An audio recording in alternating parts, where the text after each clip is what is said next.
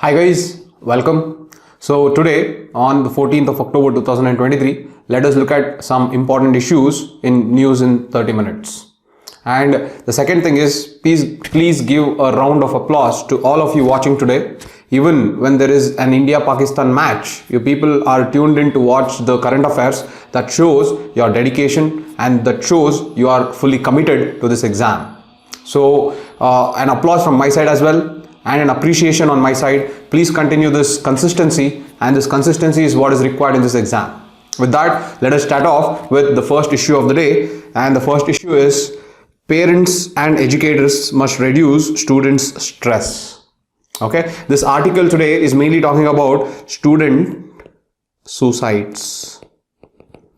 These student suicides are increasing at a very tremendous rate. To substantiate this, if we take the National Crime Record Bureau's report, it says in 1997, the overall student suicide was somewhere between 5,000 reported cases. Okay, so in 1997, they had 5,000 reported cases. However, if you take 2020, the total reported cases have jumped to 13,000. And also the report says every 42 minutes there is one young life lost, as well as in one day we end up losing 34 lives. This is a very tragic data that we are getting to observe. Now we can see that the rate has increased tremendously from 5,000 to 13,000 from 1997 to 2020. There are very wide reasons why the student suicide is increasing at such an exponential rate, but the article gives us some stakeholders who are actually responsible and who have to take up the responsibility to reduce this particular rate. Okay, so let us look at who are the stakeholders. The first, what the article tells is, the article tells that the student suicide is being looked at as an isolated event. Okay, this is the major problem. Their student suicide is looked at as an isolated and individual event. So the first thing what the article tells is, we have to stop looking at suicides as individual events. We have to recognize that student suicides are a complex phenomena, and it is a complex phenomena. There are actors within the society, within the educational system, as well as within the family. See, the society, the educational institutions, as well as the family together will be the reasons for the commission of suicides. So once we stop doing this isolated event, once we stop seeing suicides as an isolated event, and once we start viewing them as a complex phenomena that has multiple actors, only then can we realize the problem is much more deeper than we think it is. So that is the first point that you have to understand. Okay, the next is, the student suicide is a mental health issue. The reason what we should understand is, mental health is still a stigma in India. Even though we are suffering from depression or anxiety, we are afraid to come out with it, communicate with it, because of this labeling of the mental health. All right, so this stigma has to be removed. That is the second aspect. So when the stigma is removed, when we forwardly appreciate people who are coming openly and talking about depression and anxiety, that is when the stigma gets reduced and people will be able to communicate their problems with the peers or with the concerned guardians. Correct? So this is regarding the student suicide. First, we should stop looking at it as an isolated event. The second is, it has to be viewed from mental health perspective, and we have to reduce the stigma attached to this mental health. So this is one part of the article. The second part of the article is, it talks about different stakeholders and what is their responsibility to reduce the rate of student suicides. The first, it talks about the family. It tells that the family is a primary structure in the society, or in other words, it is the basic unit of the society. Because family is the basic unit of the society, it is from the family where a child will start developing dreams and aspirations. So when the child is developing dreams and aspirations, the family's responsibility is also there to not only nurture the dreams and aspirations, but also to teach these children how to deal with failures in case the dreams don't come true. So that is the most important aspect of family. The second stakeholder are parents. Unfortunately, in urban India, what is happening in urban India is the parents are both working. So because the parents are both working, one, there is limited communication. One is the parents are working, so there is limited communication. The second is because the parents are working, their relationship is already strained. They have a strained relationship. Okay, because of these two reasons, the parents communicating and being in touch with the children have reduced. But though the evolution of working couples has come to the fore, that is the parents now are both working, the expectations of the parents have not evolved. The expectations of the parents are still the same. So though the relationship between mother and father both working has changed, now what has not changed is their expectation. So though there is limited communication, though there is strained relationship, still both the parents are expecting their child to excel in the exam. That is the unfortunate thing. So this is the disconnect that is happening in urban India. The role of mother and father has evolved. Both are going to work. However, the expectation that their child should excel has not changed. So this expectation is creating added pressure on the children. So this is the disconnect that this article talks about. The third is the stakeholder of educational institutions. Okay, the article tells our educational institutions have very limited resources to address mental health. In fact, we have limited resources to address the physical curriculum of the school. So mental health is even put at a very below priority compared to the physical curriculum. So all the resources are in tune towards the intellectual capabilities as well as the intellectual curriculum, that the physical curriculum as well as the mental health have taken a backdrop. So this is the problem with educational institutions. The next is the teachers. The teachers have to be sensitized in order to make children understand that failures are part of life. They should also make the children understand that failing does not mean losing. They have to also make the students understand that failures will always bring more opportunities and more learning exercises. Correct? So this is the part where teachers must be sensitized and they play a vital role. So apart from this, the other stakeholders are the education system itself. Now the problem with the education system is they have diminished the joy of learning. They have diminished the joy of learning. Instead of making the learning activity based, instead of making the learning practicality and experimental learning, it is mainly rote learning, and they have introduced exams wherein more of memory rather than creativity and reasoning are tested. When this is the case, students are regularly put under stress. Okay, so this exam system and the way we assess the students have to go a complete overhaul. That is the next argument. The next is the government. The government has also failed to revamp our education system. As I told you, the education system and the way of assessing the students has to change. In the digital era, testing the student for information is wrong. Information is available in plenty. So in this digital era, instead of testing the student for information, you have to test the student of how they will use the information for decision making. Correct? So before, information was rare. We had to find different mediums to acquire more and more information. So testing that information made sense. But today the education system has to change because information is available everywhere. So how will they process the information and how will they use that information to make an emotionally intelligent decision is what matters in a child. So there has to be a complete revamp in the education system, and that is one important factor with respect to government as a stakeholder to student suicides. And the last is the society as a whole. Okay, as I told you, the society plays an important role in the social influence.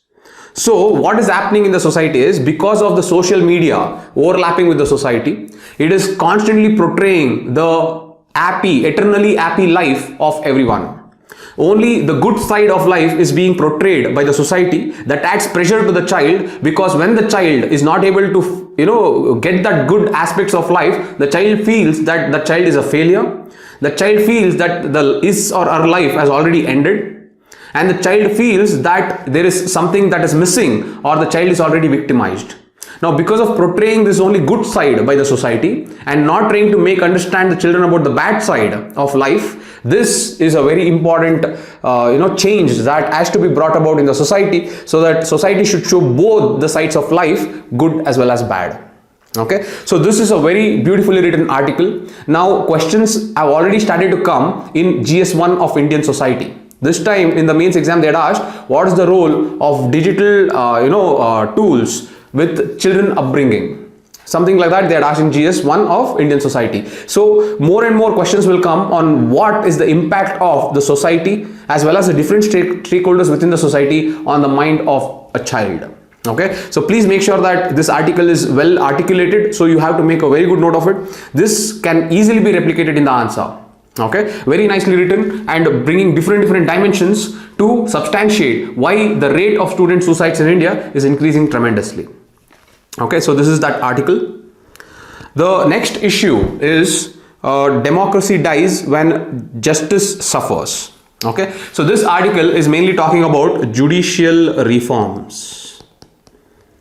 Okay, so basically this article tells that there has been corruption within the judiciary also, and this corruption is not being addressed. Now, before I talk about these other pointers, in the same article, the author gives two quotes given by the judiciary recognizing the corruption in judiciary itself. Because it is coming from the judiciary, you can use that in the answer as well. Let me just show it to you. As you can see, the former Supreme Court Chief Justice Ranjan Gogoi has told, I quote, "Corruption is as old as society. Corruption has become a way of life, an acceptable way of life. Judges don't drop from heaven." End quote. Okay, so this is given by the former Chief Justice of the Supreme Court. The next is in 2011, Justice Krishna Iyer wrote an open letter where he recognized, I quote, "The judicature, a sacred instrument with great powers to punish corruption, is itself corrupt. Not a single corrupt judge has been caught or punished." Okay, now both the courts evidently point that corruption definitely exists within our integrated judiciary, coming from the subordinate to the district courts to the high courts to the Supreme Courts. So the corruption is always there. So how do we overcome this corruption? Because judiciary plays a very important role in upholding the Constitution of India. Yes. So how do we do this? For this, the author gives a series of 6 steps. Okay. So let us go one by one and talk about these steps. The first step the author tells is we have to take care of the pending cases. Now here, when we have to take care of the pending cases, everyone's focus is on decreasing the vacancy as well as increasing appointment of judges. Okay, decreasing the vacancy as well as increasing the appointment of judges. So this is the overall focus, but here the author says instead of just focusing on decreasing the vacancy and increasing the appointment of judges, you should also focus on alternative mechanisms. There are several alternative mechanisms, like you have plea bargaining, you have arbitration, as well as you have mediation. Okay, these are all alternate dispute resolution mechanisms. Okay, we have to make use of these alternate resolution mechanisms in order to reduce the pendency of cases. By reducing the pendency of cases, justice will be done to most of the people who have been waiting for a long time. That builds the trust amongst the people. That is the first thing the author says for the judicial reforms. Okay, the next thing is the author says we have to bring a type of reward and penalty system. The author says that there is no incentive for the judges to work harder. By bringing reward and penalty system, the judges will be able to track their performance and then get rewarded. So here the author says basically what you can do is, we can talk about the cases disposed by the judges plus their performance analysis. Okay, the cases disposed as well as the performance analysis. So on the basis of this, we can give the reward and penalty system. Okay, the performance analysis can be the number of adjournments done, the number of days of sitting, the number of cases disposed. So all this put together, you can analyze the performance. So that's the second point that the author says. The third is, the author says there has to be a vigilance system. Okay, now the author says this vigilance system should be directly under Supreme Court.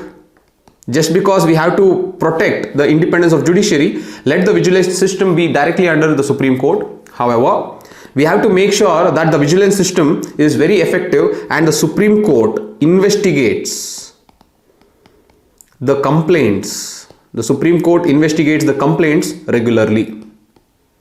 That is another important point. The next is penal codes. The author says penal codes must be made stricter in order to make sure that the judges or the lawyers are punished whoever breach the law. As you know, no one is greater than the law. That is the rule of law. So penal code must be made stricter for those judges as well as lawyers whoever breaches the law. Okay. The last is, he says, bring back the jury system. Okay. As you remember, there was a case. This is Nanavati case. Okay. Post this case, jury system did not end. Post this case, jury system lost its popularity. Okay, you should remember that they can ask you in prelims. Post this case, jury system was there. So Nanavati case took place in 1959. So in 1959, the jury, they gave Manekshaw Nanavati, the naval commander, was proved as non-guilty. And later on, the Bombay High Court proved that it is guilty. So this created type of, the popularity of the jury system was lost. The trust in the jury system was lost. That is when they, after that, the popularity started diminishing. And after several cases in 1960s, the jury system was replaced by bench system. Okay, bench system is what is there currently, where bench of judges sit and they adjudicate on the cases. However, before there used to be jury system. So what the author says is, bring back the jury system in few cases, especially in those cases where it will increase the resolution of the cases, as well as it will reduce the judicial burden, as well as it will increase the trust amongst the people of the country.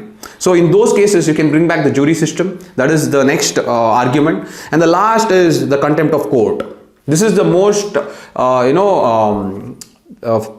the most important aspect in the judicial reforms. Contempt of court should not be used as a weapon. Contempt of court should only be used as a tool to make sure that the respect for judiciary is upheld. The moment the contempt of court is used as weapon, then democracy dies. Justice is at its peril. So that is what the the argument is. Contempt of court must be as rare as possible, and it must be done only to make sure that the respect of judiciary is withheld, and not as a means of weaponizing this particular contempt of court to instill fear in the people. Okay, so these are the few steps that the author tells that judicial reforms has to be done.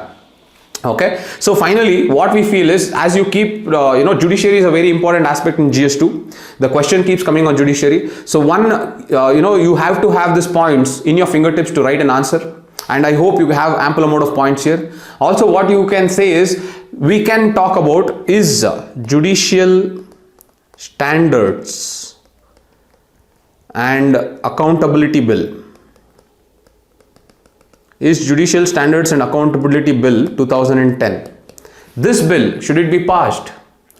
By passing this bill, should the independence of judiciary be preserved, as well as there can be transparency and accountability brought within the integrated system of judiciary. So this is something that we have to start our debate upon, and this is a very, very important prerequisite, because the entire integrated judiciary needs to be revamped. Correct. So on this note, the author tries to talk about different steps to reform the judiciary.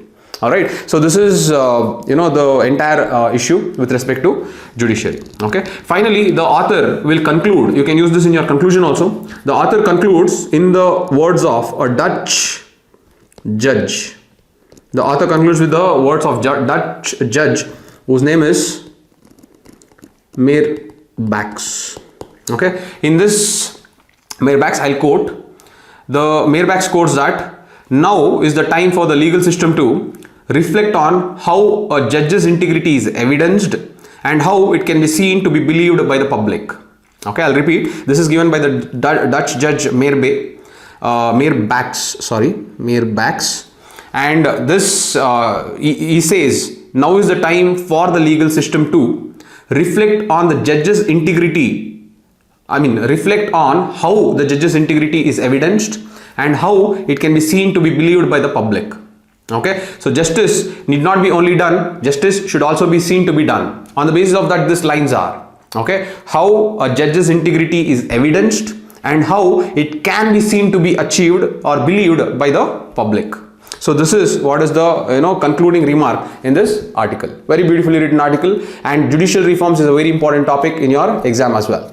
Okay, the next and just to give you one more question so that you can put it in the comment section, there is something called global judicial integrity network. Okay, there is something called global judicial integrity network. Who is responsible for creation of this global judicial integrity network? Okay, you can put this in the comment section. Okay, to make it more interactive and to also for you to develop that interest in, now you should start moving towards the prelims exam, so you should know such details. Okay, so this is a question, who is introducing or who came up with this idea of global judicial integrity network? Okay, write it in the comment section. Let us see if you can find the correct answer. The next issue is westerly disturbances may bring early winter. Okay, this is what the the article reads. Westerly disturbances is making a lot of news, so you should know. So what happens is, usually in North India, the winter season starts in last week of October. Okay, this is the winter season. Okay, but what has happened in North India, westerly disturbances made its appearance on October 9th. Okay, and the temperature in Delhi has dropped in October 12th to almost 16 degrees. Okay, the temperature has dropped almost to 16 degrees. So a lot of researchers as well as a lot of academicians are pointing out that this drop in temperature is because of the coming of westerly disturbances, and that has led to the onset of early winter, which has to start in the late of October, is now going to start almost in the second week of October. So this is the article and its main conjuncture. Now, what is western disturbances? This you should have a very good idea about. See, western disturbances mainly brings winter rainfall and winter snowfall. Okay, it brings mainly winter rainfall and winter snowfall in northwest India. It mainly brings in northwest India. So this is mainly brought in J&K, Himachal Pradesh, Uttarakhand, Punjab, UP, especially the western part of UP, as well as Rajasthan. See, these are the areas, including Delhi. These are the areas where you either get rainfall, and in hilly areas, that is Himalayan states like Uttarakhand, Himachal Pradesh and J&K, you get snowfall. Okay, so this is western disturbances. So what exactly is this western disturbances? As you can see, if I draw a map, okay, if I take this as Africa,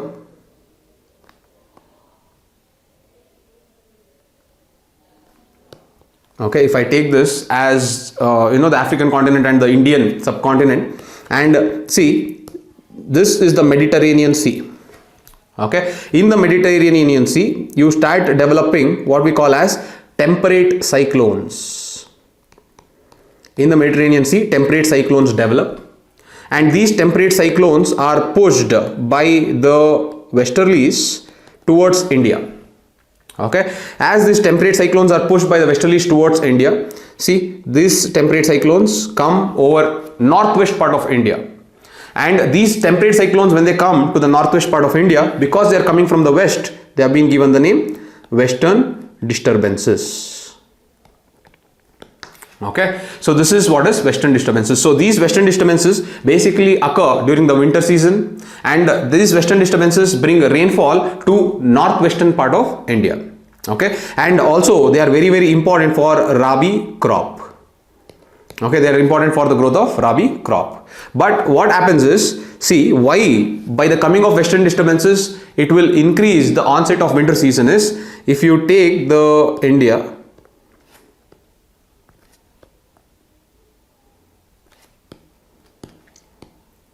okay, so if you take the India map, the northwest part of India, as I told you, these parts, Jammu and Kashmir, Ladakh, Himachal Pradesh, as well as Uttarakhand, these parts, because of the coming of westerly disturbances, will receive snowfall. Okay, and once they receive snowfall from this region, because they are receiving snowfall, cold winds starts moving to Uttar Pradesh, Punjab, as well as Delhi. So when cold wind starts moving towards Delhi, Uttar Pradesh and Punjab, the North India will start experiencing the early onset of winter. Okay, this is the reason why the North India is facing the early onset of winter. Okay, so this is the entire article. So you should understand what are westerly disturbances, what is the significance of westerly disturbances, as well as how it impacts Indian weather conditions as well, and how it impacts our agricultural activities. Okay, so I hope this is clear. This is what is westerly disturbances. Some people have also attributed this early onset of winter to the concept called climate change, and because of climate change we are seeing the westerly disturbances coming more early, and that is introducing the early onset of winter season in India. Okay, so this is the article. The last article for today is Nilgiri Tahr has become locally extinct in 14% of the historic Shola-grassland habitat. Okay, revival efforts are on. Okay, now a lot of keywords have been given in only one article. Okay, the first is we have to know what is this Nilgiri Tahr. Okay, this is a species that is endemic to Western Ghats, and within Western Ghats they are endemic to Tamil Nadu and Kerala. They are mainly found in Tamil Nadu and Kerala. The second is Nilgiri Tahr is basically an endangered species. It is an endangered species. The third is it is a Schedule 1 species in the Wildlife Protection Act of 1972. One more assignment for you people is, if what is this Schedule 1 of WPA 1972, and the next is how many schedules are there in WPA 1972. Please make sure that you put it in the comment section. Okay, now coming back to Nilgiri Tahr, one, it is found in Tamil Nadu and Kerala part of Western Ghats. It is an endangered species according to IUCN, and then it is a Schedule 1 species of WPA 1972. Okay, the next is it is a generalist species. When I say generalist, that means there are two types of species. One is generalist, another is specialist. Generalists can eat wide array of food, whereas specialists will always depend upon one special kind of food. Okay, so when I say Nilgiri Tahr is generalist, it eats almost 120 species of grasses, herbs, shrubs. Okay, see, it can there's a wide array of food that it can feed upon, hence it is known as a generalist. The next is it is an high terrain animal. Okay, it is almost 1500 to 2000 meters. This is the habitat of Nilgiri Tahr. Now, because it is a generalist and because it is an high terrain animal, the reason why it becomes very, very important is it is crucial for nutritional cycling at high altitude. That is the importance of Nilgiri Tahr. Okay, so if at high altitude nutrient cycling has to happen regularly, Nilgiri Tahr and its presence is very, very important. Okay, this is the first part. The next is the main ecosystem of Nilgiri Tahr. As I told you, at this 1500 to 2500 meters in Western Ghats, you are going to find something called Shola grassland ecosystem. Okay, and Nilgiri Tahr mainly resides in this Shola grassland ecosystem. Okay, now once you got to know what is Nilgiri Tahr, you should now get to know what is this Shola grassland ecosystem. Okay, this Shola grassland ecosystem, what is the speciality of this is, one, let us talk about this Shola. Okay, Shola are basically trees that grow at high altitude, and these are stunted temperate trees. Sholas are stunted temperate trees. Example is you have magnolia, cinchona, okay, wattle. Okay, these are some of the examples of Shola trees. Okay, the next is grasslands. Grasslands basically are tussocky grasses. Now, what is the speciality of tussocky grasses? They can live for almost 600 to 1000 years. Okay, now what is the importance of Shola grassland ecosystem is, this ecosystem has an excellent carbon sequestration ability. That is, they store carbon at a very enormous range. Okay, so having this Shola grassland ecosystem, that is, see the tussocky grasses that can store carbon for greater than 600 to 1000 years, that is huge.